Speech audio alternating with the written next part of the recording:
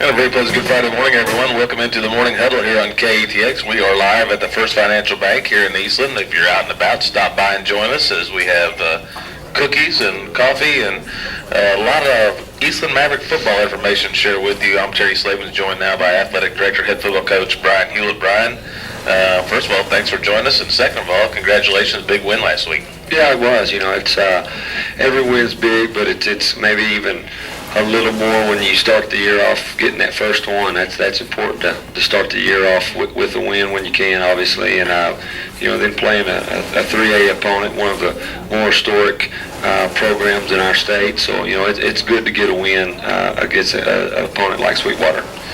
Coach, last week came out. Sweetwater won the toss. Took the opening kickoff, started at their own 11, and pretty much just methodically marched it down the field 89 yards. Yeah, you said that word methodically. Thought we did a pretty good job there.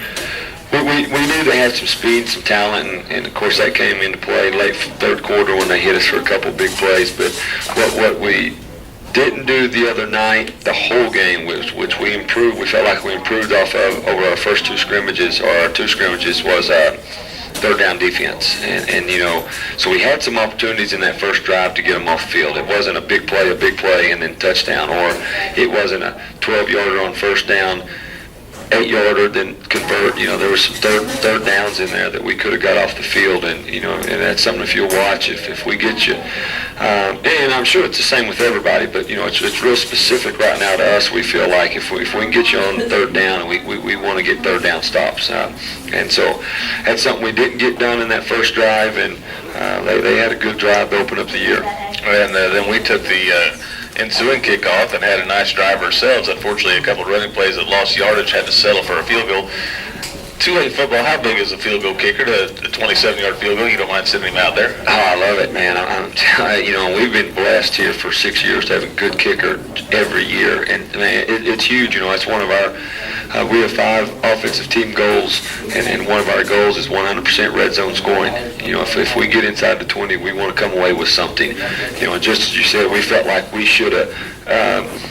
Had a touchdown. I don't remember. We got on as first and goal from the 2 or the 3. Yeah. Go back 1 or 2 yards. In the second play, we go back 5. Don't convert on third down. But to have a quality kicker like Tyler Adams is, that's pretty much a chip shot. And so you at least walk away not trying to convert a fourth and goal from the 12 or the 14, and you walk away feeling good about yourselves and getting points. And obviously those things add up as the game goes on.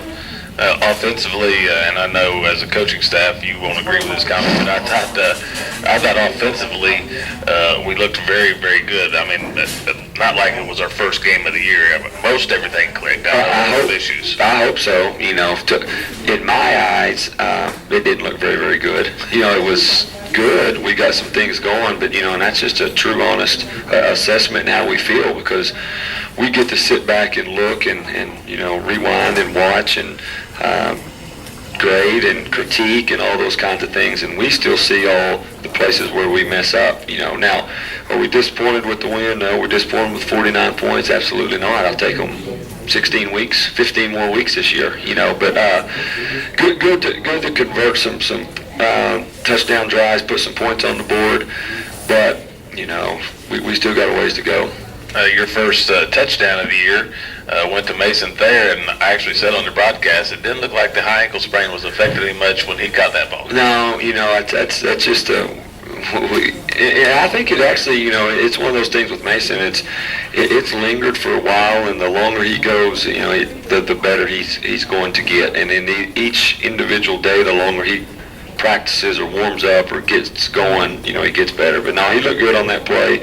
Something that he's ran now for several years, and him and Josh feel comfortable on that play, and they understood it. We actually ran it earlier in the game, and because of Mason's injuries, had another kid in there who hasn't done it as much, and it was just as open that time, but he didn't really quite understand how to do it. So I guess we get to move Mason in, and he got the glory on that play. So, but it was good to get that touchdown. Over 1,000 total yards in the ball game combined by both teams. Josh Moreland had a huge game with over 400 total yards. You had a lot of people that contributed. Samuel Joyner over 100 yards rushing, I believe, on the night. offensively, you could run a lot of different looks in and out. I mean, your backfield changed pretty regular. Yeah, and that's we actually talked about this yesterday at practice. Josh had a big night passing, had over 100. I think Sammy actually had around 80 rushing, but 40 or 50 in there receiving. Last Friday when we got in that locker room, I started asking the kids who scored. What'd you score on? And it's hard to understand. I just call plays, call plays that we think will be successful, and had absolutely zero clue when the game's over. Josh threw for 3 and rushed for 3. And as I was talking to the kids about in the locker room, and pointed out Zach Carlton and Sammy Joyner that they probably would have loved to get in the end zone, and we want them to want to get in the end zone. But what I see is I lay those stats out. We had 9 different guys catch balls. If you're the defense looking at that, like, well, who do you try to stop? Then you go looking on the rushing side. We had, I think, 6 guys rush the ball. Well, which one are you trying to take away? And so those are the things that are important to us is the balance from run to pass, or the balance just across the field from left to right. Those are the stats that we look at from an offensive perspective. On the defensive side of the football, a big night by Grandel Thompson. Yeah, you know what? I mean, I'm telling you, you're exactly right. I went in sometime midweek this week to go on Huddle and put in the highlights for the players, because it's easier to stay up with that as the year goes on, and didn't realize it throughout the game. But boy, you just keep putting his name in there, Grandel, and it's something he's really come on. I think having last year, part of the year, up on the varsity to get some practice in really helped him, or some playing time. He didn't get a whole lot of game time, but being up there the whole year really helped. And then just having one thing that we do have on our team on both sides of the ball is good depth right now. There's not a whole lot of us out there. There's 24, but we feel like all 24 can play. And our kids know that if you're not going to get the job done, there's someone right behind you that can. And they really understand that and believe that and know that. So our depth at linebacker has brought on some good help right there for motivation, if you will, for Grandel. And boy, he had a good game. He had a very good game. Also, on the, no turnovers in the first football game of the year. I'm telling you, I expect it from us. But you'd think somebody would have a turnover, and actually we caused a fumble the first play of the game. And if you go back and look at it, Caleb Honey puts his helmet right on the ball pops out, and the poor Grandel and pick on him right here, and the ball goes right between his legs. He's trying to fall on it, and it just scoots literally through his arms, through his legs. And so they put the ball on the ground another time. We had some opportunities, but I think, you really got to say it's a pretty well-played game to have such a long game in terms of number of plays and to have 0 turnovers. Approximately what was the number of plays in the football game? Do you know? I don't know. When you fill in special teams, I think we snapped it actual non-penalty plays 73, and I think they were in the 63, 64 range. So, and of course you throw in all the special teams and then the penalties, so you're pushing up there 160 or so plays. And that's why we were there until well after 10 o'clock. I know. You sound like my wife. She wants to run the ball and run the clock and get out of there. It's one of those things that I don't care how long we're there. It's as long as we win, I don't care what time. I understand. It's 10 times a year that we're guaranteed to do those, and we work a lot for. I like having fun and doing it, and our kids enjoy it. Probably the only one that I really cared about was last year at Dublin. That lasted so long. They got a little long. They got a little long. And I didn't mind last night that it didn't go long, so we get home and watch the Broncos. That was more important. And the Broncos put on a show, didn't they? That was good. So I guess the old man still has it, 7 touchdowns. Little side note there, I guess. All right, with that, well, first off, injury-wise, I assume from your comments we're in pretty good shape. Yeah, we came way good. You're always going to have. You hope you have a bump or bruise or two, because it means you got in the middle of something and got after it. But so feel good about where we are right now, and honestly, fortunately, that's total program, 9th grade through seniors. We're after the year we went through last year, we're good. We're way better off right now than we were. We've got a few minor things down with our younger kids, but man, we feel good where we are. All right, Coach, we're going to take our first break here on the Morning Huddle. We'll make it a 2-minute break. You're listening to the Morning Huddle on KATX. About still time to come by and enjoy some of those cookies back behind us. They're very well. There goes Blakeney to get the cookies.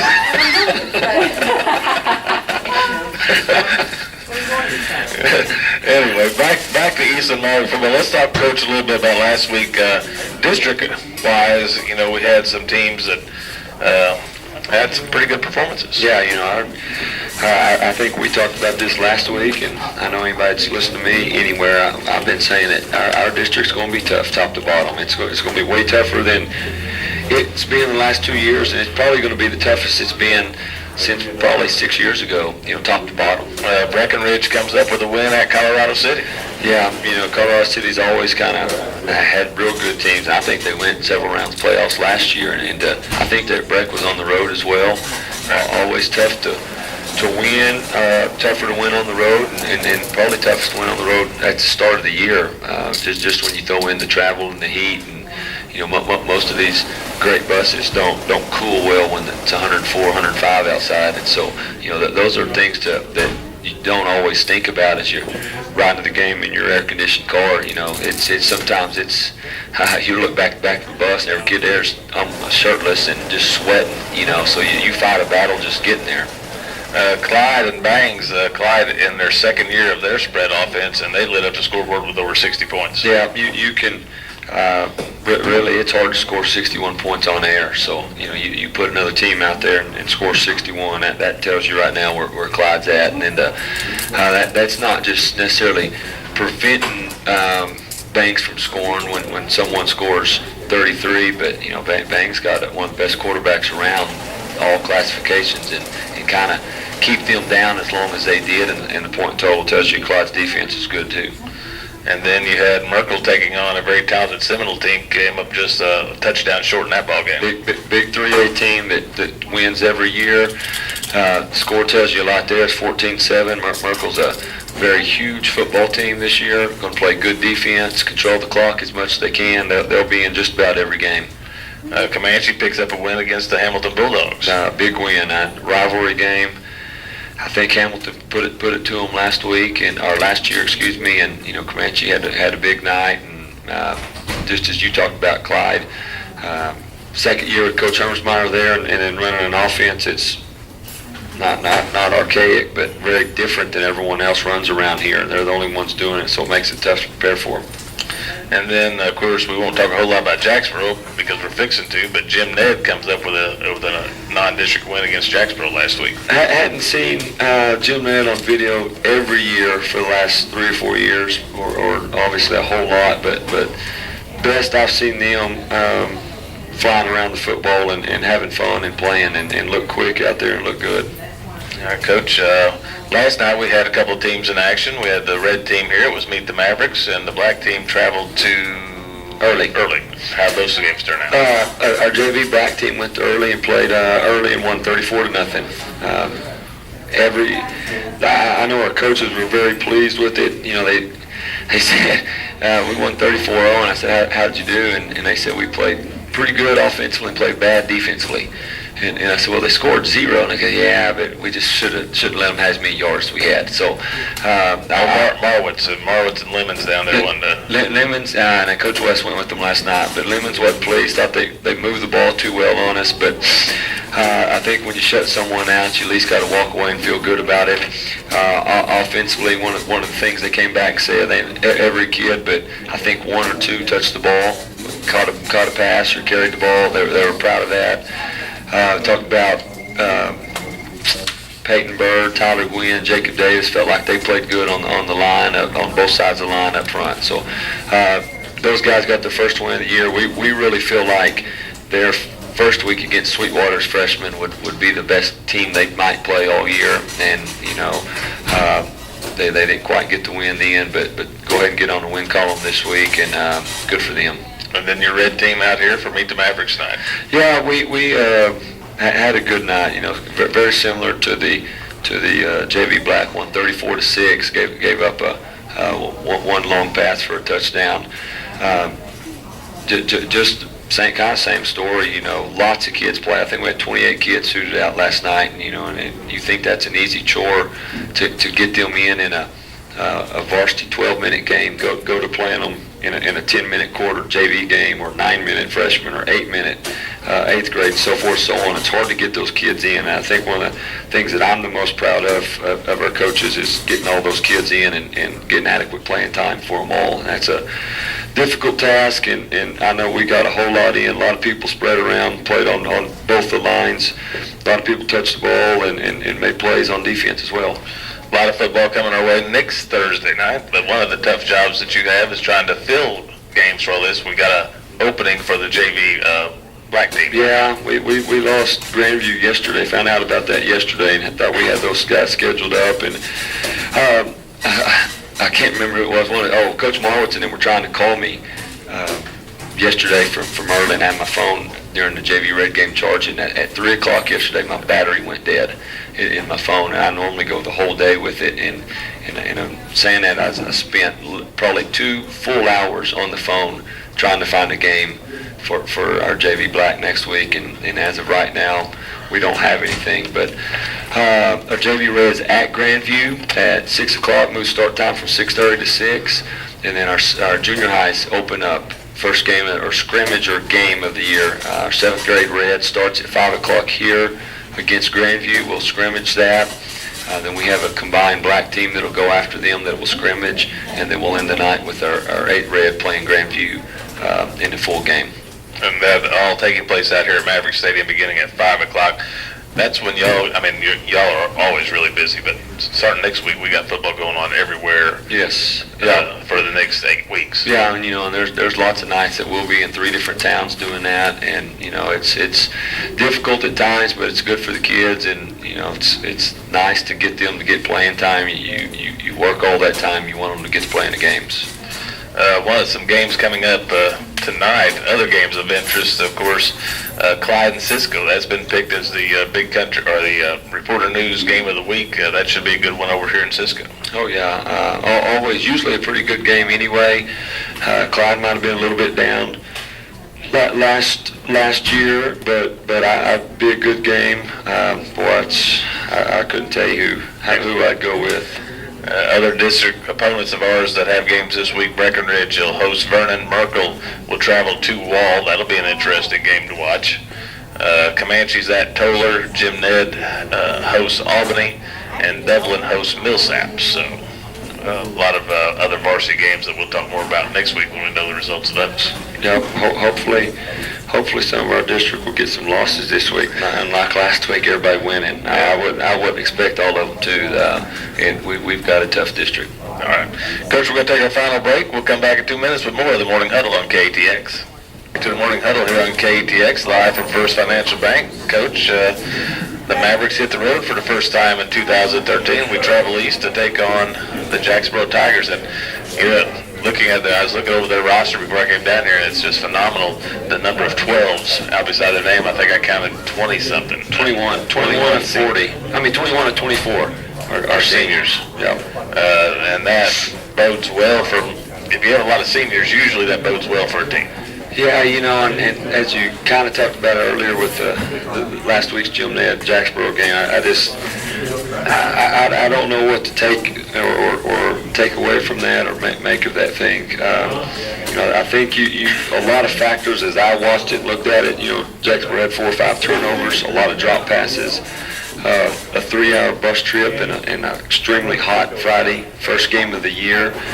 And I think it's a group that did a lot of stuff last year that wasn't expected of them. Picked at the very bottom, ended up going 8-4, 9-3. I don't know what it was, but I know they're in the second round of the playoffs. And then going into this year, picked to win everything. Picked to win district, top 10 by a lot of people. And I would assume you probably got a lot of big heads, and we did this last year. We'll do it again, and so kind of just showed up, not necessarily ready to play, and Jim Ned got them for it. But as I told our kids, the first thing before we even addressed Sweetwater Saturday mornings, first thing I told our kids, I will guarantee you will get Jacksboro's very best. Coming home with 20 after a bad road loss with 21 seniors in your home opener, you're going to get their best. We're going to hope that it's not good enough for them to get the win, but you'd better expect it and be ready, and we'll find out how mature we are with our travel and with us coming off a win and see how we handle things. Any fear? I'm sure the coaches, you've addressed the fact that, hey, we can't afford to overlook these guys because they lost to Jim Ned. Yeah, I don't know why. I mean, and I understand what you're saying. I don't know why you would, and that's we talk about that all the time. And of course, you're dealing with 16, 17, 18-year-olds. You have to, but anybody can beat you. Anybody can beat anybody, and so you've got to just go out and play your game and don't worry about who you're playing. And that's what one of the first things, or that's why that was the first thing that we addressed about them, just as an overall, not offense, defense, who they got back, what they've got here. It's just the situation of what it is and how we need to show up and prepare all week to play on Friday night. Offensively, what will they throw at us? They're a spread team. They're big. I don't have that's in weights on their roster. I know that it's going to revolve around their quarterback. Their quarterback's just seeing him in track last year. He's about a 6'2", 215, 220-pound kid. He's a shot put discus kid. His brother actually is a freshman at Tech last year. He's top 2 or 3 in the nation in shot put. And they're saying because they're big kids, but athletic, skilled kids.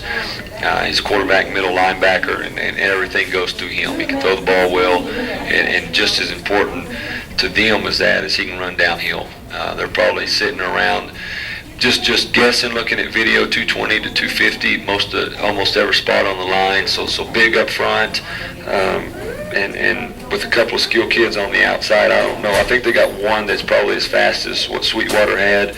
Not as deep out there, but some kids that can get away from you. Defensively?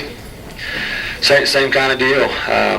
I'm guessing their defensive ends are 250, 260. They're really big, kind of backwards than most people. They got their bigger kids at defensive end, and their smaller, quicker kids at defensive tackle. So which is backwards. Usually have your bigger kids down and your faster kids at end. So it's kind of a unique situation that we've had to prepare for. They run 4-3 with a little bit of 4-2 in there as well, but they if you're in a spread look, they really don't want to move their linebackers out of the box. So you're pretty much going to see 7 people in the box, or no more than hipped out of the box. So difficult to maybe run against at times from a spread look. So as you said earlier, we'll vary what we line up in and what we do.